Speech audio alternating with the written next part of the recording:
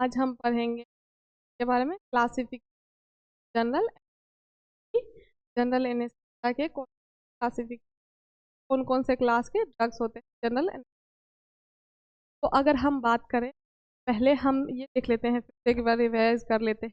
ये कहता है कि एक ऐसा कंडीशन होता है, पेशेंट क्या होते हैं, कोई मूवमेंट या कोई रिस्पॉन्स शो नहीं करते हैं, क्योंकि क्या होता है कि मतलब कि जो वो मेनली कोई चीज़ को फील ही नहीं कर पाते हैं, का जो मतलब कि सेंसेशन होता है, फील करने का जो वो होता है, वो अब पूरी तरीके से लॉस हो चुका होता है।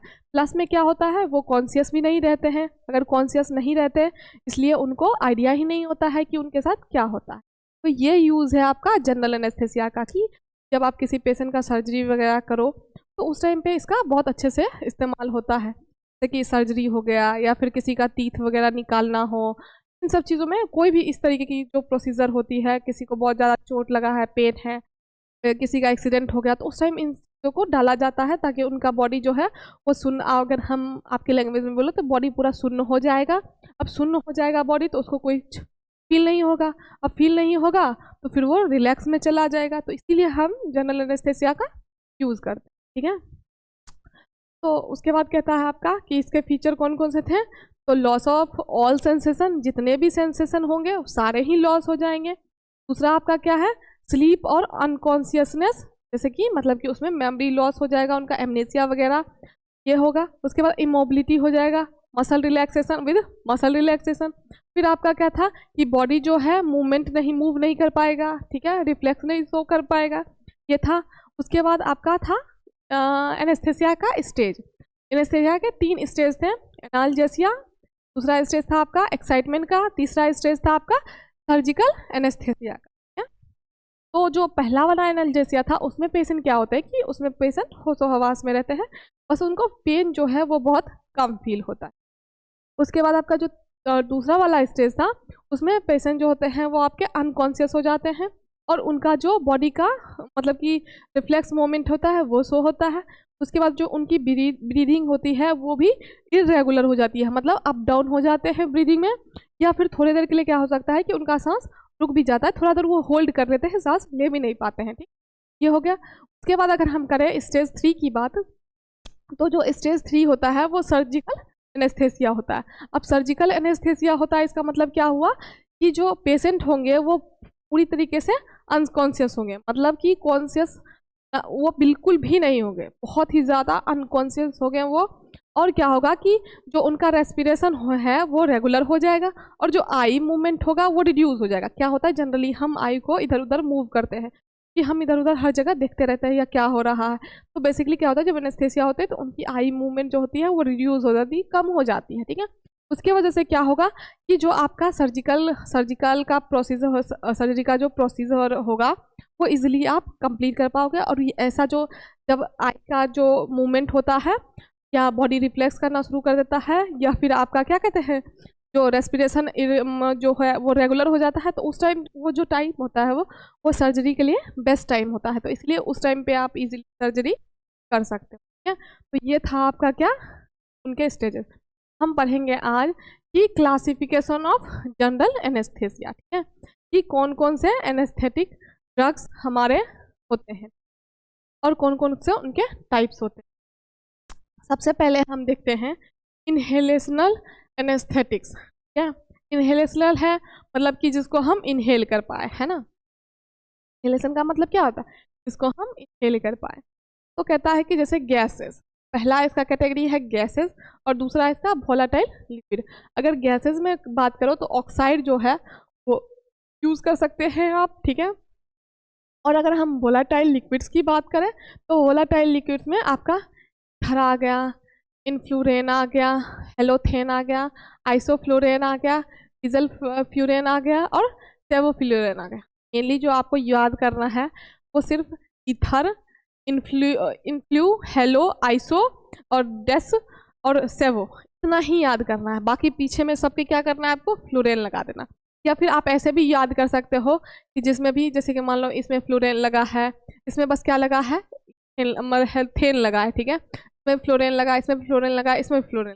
तो अगर आपको जहाँ जिस भी ड्रग्स में फ्लोरीन में लिखा हुआ मिले, इसका मतलब हो गया कि वो वोलेटाइल लिक्विड के कैटेगरी में चला गया, वो वोलेटाइल एनेस्थेसिया में चला गया, है ना। तो इस तरीके से भी आप इसको याद कर सकते हो, ठीक। तो बेसिकली इसके कितने टाइप्स थे आपके, 1 2 3 4 5 6। कौन कौन से आ गए वोलेटाइल में, ether, इनफ्लूरेन, halothane, isoflurane, dazzle fluorene और सेवोफ्लोरेन, ठीक है। ये सारे आपके हो गए वोलेटाइल लिक्विड्स के। अब दूसरे कैटेगरी की अगर बात करें तो वो होता है आपका इंट्रावेनस एनेस्थेटिक्स, आईवी एनेस्थेटिक्स जो आपके होंगे वो होंगे। तो सबसे पहला कौन सा है, स्लो एक्टिंग एजेंट, मतलब जो स्लोली एक्ट करे, ठीक है, वो हो गया। तो इसमें पहला आपका जो एग्जांपल है वो कहता है डिसोसिएटिव एजेंट, ऐसा एजेंट जो डिसोसिएट होता हो, ठीक। जैसे कि एग्जांपल में आपका आ गया डामीन, ठीक है। अब आया दूसरा एग्जांपल जो आपका है वो ओपॉइड्स है। ओपॉइड्स में आपका हो गया फेंटानाइल, क्या फेंटानाइल हो गया।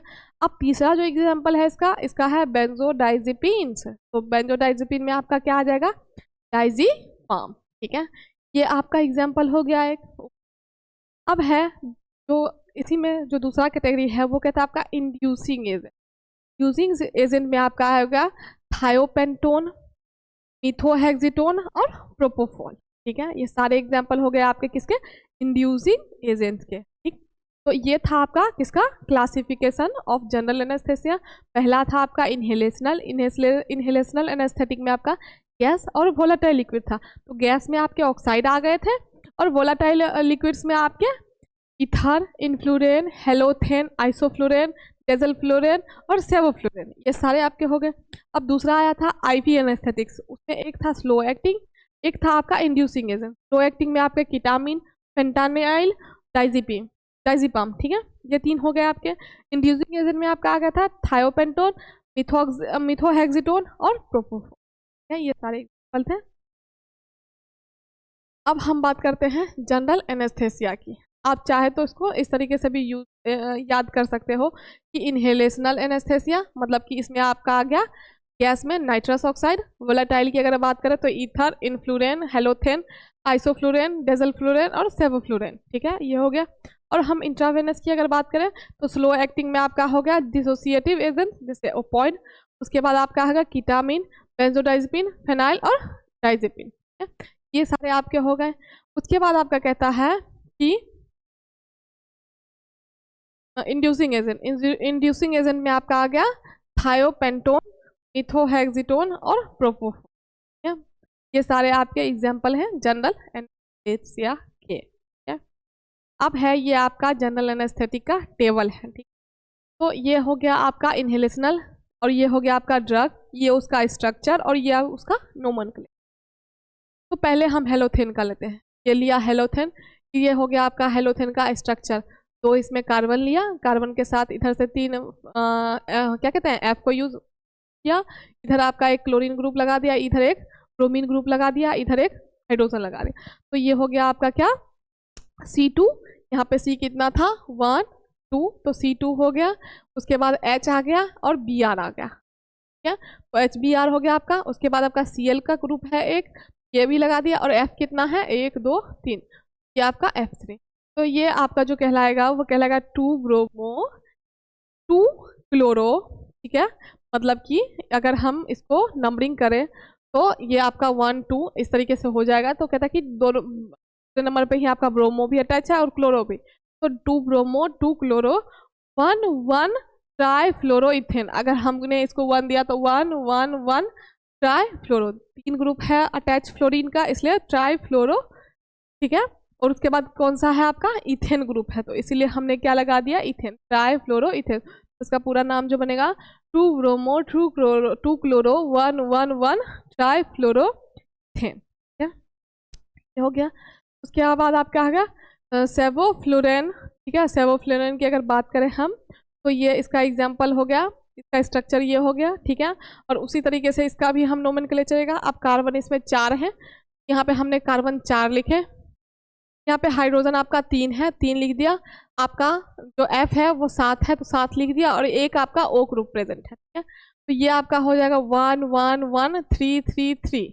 अगर हम 1 से अटैच करें तो यहाँ 1 2 3 ये 3 आ जाएगा, तो 3 पे 3 आपका फ्लोरो ग्रुप है और 1 पे आपका 3 हाइड्रोजन ग्रुप है, ठीक है। तो हाइड्रोजन 1 1 1, उसके बाद 3 3 3 हेक्सा हो गया आपका H का, उसके बाद फ्लोरो हो गया ग्रुप का, तो हेक्सा फ्लोरो हो गया, ठीक है। उसके बाद 2 फ्लोरो मिथॉक्सी, उसके बाद प्रोपेन, 3 कार्बन है इसीलिए यहाँ पे सॉरी, हाँ, तो ये क्या हो गया आपका प्रोपियन। तो ये हो गया आपका 1 1 1 3 3 3 हेक्सा फ्लोरो 2 फ्लोरो मिथॉक्सी प्रोपेन, ये हो गया। अब वैसे ही आपका डीजल फ्लोरेन का है, डीजल फ्लोरेन का भी इसी तरीके से स्ट्रक्चर आप देख रहे हो। में आपका क्या है, 3 कार्बन 2 हाइड्रोजन 6 फ्लोरीन और एक क्या कहते हैं ऑक्सी ग्रुप, ठीक है। तो अब हो गया इसमें कि 2 डाइफ्लोरो मिथॉक्सी 1 1 1 2 टेट्राफ्लोरो इथेन, ये इसका नोमेनक्लेचर हो गया, ठीक। फिर हम ऐसे ही आइसोफ्लोरेन में भी देखेंगे। आइसोफ्लोरेन में भी वही है, 3 आपका कार्बन का ग्रुप है, उसके बाद 2 आपका हाइड्रोजन ग्रुप है, 1 क्लोरीन 5 फ्लोरीन और 1 ऑक्सी ग्रुप है, ठीक है। तो इसका हो जाएगा 1 क्लोरो 2 2 2। अब ट्राईफ्लोरो है, मतलब 3, इसमें आपका क्या होगा कि ट्राईफ्लोरो हो जाएगा, ट्राईफ्लोरो इथाइल और डाईफ्लोरो मिथाइल। एक का क्या है आपका पोजीशन चेंज है, इसलिए तो दोनों को 2 जगह लिखा है, ठीक है। कि मतलब 4 फ्लोरो ग्रुप आपका प्रेजेंट है, यहाँ पे आपका ट्राईफ्लोरो हो गया। सॉरी, कितने ग्रुप हैं आपके फ्लोरो, 1 2 4 5, हाँ, तो यहाँ पे हो गया आपके 3, यहाँ पे हो गया आपका 2, तो हो गए 5 आपके फ्लोरो ग्रुप, ठीक है।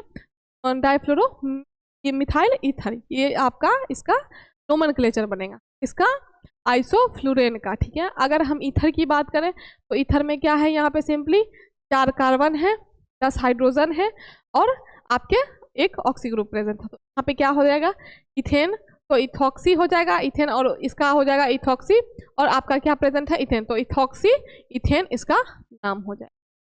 अगर हम बात करें थायोपेंटल सोडियम की, तो थायोपेंटल सोडियम की आप स्ट्रक्चर देख रहे हो, इसमें आपके 11 कार्बन प्रेजेंट है, 17 हाइड्रोजन प्रेजेंट है और आपके 2 नाइट्रोजन N2 ग्रुप प्रेजेंट है। उसके बाद आपका क्या कहते हैं Na प्रेजेंट है, O2 प्रेजेंट है और S प्रेजेंट है। तो इसका नाम जो लिखाएगा वो लिखाएगा 5 ethyl 5 pentan 2YL2 sulfa sulfanyl 3 13 diazinane 46 dione sodium, ये उसका नाम हो जाएगा किसका, थायोपेंटल सोडियम का, ठीक है। अगर हम कीटामिन की बात करें तो कीटामिन में आपका 13 कार्बन प्रेजेंट है, 16 हाइड्रोजन प्रेजेंट है और आपका क्या है कि क्लोरीन ग्रुप अटैच है और NO, ठीक है, अटैच। तो ये आपका हो जाएगा 2 क्लोरोफिनाइल 2 मिथाइल अमीनो साइक्लोहेक्सेनो हेक्से, ठीक है। ये हो गया। अब प्रोपोल की बात करें अगर हम, तो ये उसका स्ट्रक्चर हो गया, उसमें कार्बन 12 प्रेजेंट है, हाइड्रोजन 18 प्रेजेंट होंगे और 1 ऑक्सी ग्रुप प्रेजेंट होगा। तो ये हो जाएगा आपका 2,6 डाई आइसोप्रोपाइल फिनोल, ठीक है। 2 OH ग्रुप प्रेजेंट है इसलिए फिनोल भी हो गया, ठीक है। तो इस तरीके से इसका आपका ये हो गया। अब हम अगर बात करें इंट्रावेनस की बात करेंगे हम इंट्रावेनस की, तो इंट्रावेनस में आपका कौन था, फेंटानाइल और मिडाजोलम, ठीक है, डाइजीपाम लोराजीपाम और मिडाजोलम, ठीक है। ये सारे आपके क्या हो गए थे इंट्रावेनस के एग्जाम्पल, ठीक है। तो इंट्रा एग्जाम्पल में ये इसका फेंटानाइल का स्ट्रक्चर हो गया C22 और H28 N2O, तो इसका नाम हो जाएगा N फिनाइल N12 फिनाइल थाइल पिपरीडीन 4YL और प्रोपामाइड, ये हो गया इसका किसका फेंटामाइल का नोमेनक्लेचर। अगर हम मिडाजोलम की बात करें तो मिडाजोलम की स्ट्रक्चर आप देख रहे हो, उसमें क्या है क्या कहते हैं 18 कार्बन प्रेजेंट है, 13 हाइड्रोजन प्रेजेंट है, 1 क्लोरीन ग्रुप है, 1 F है और 1 N है, तो सॉरी 3 N ग्रुप। तो इसमें हो जाएगा आपका 8 क्लोरो 6 फ्लोरोफिनाइल 1 मिथाइल 4H इमिडाजोल, ठीक है, 15A।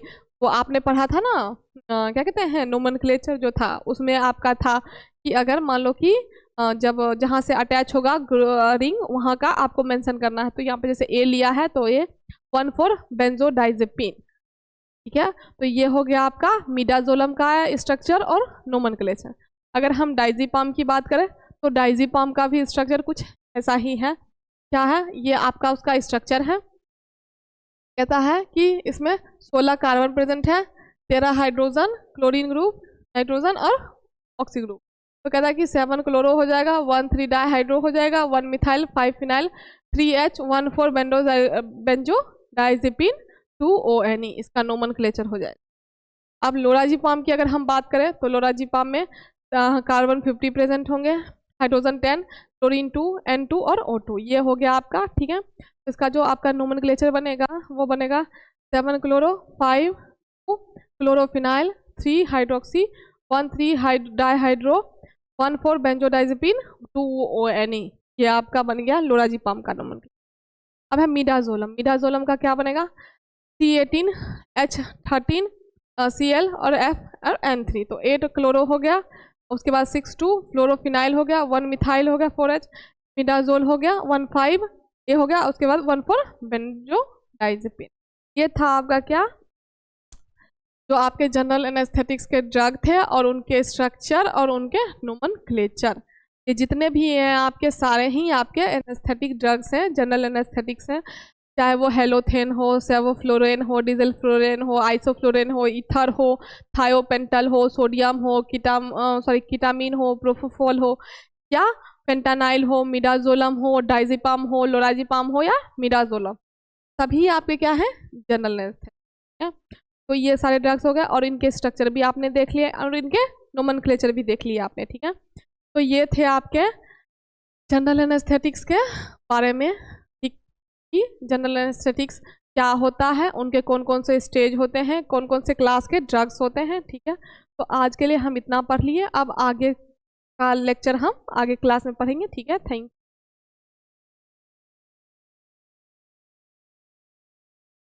यू। जनरल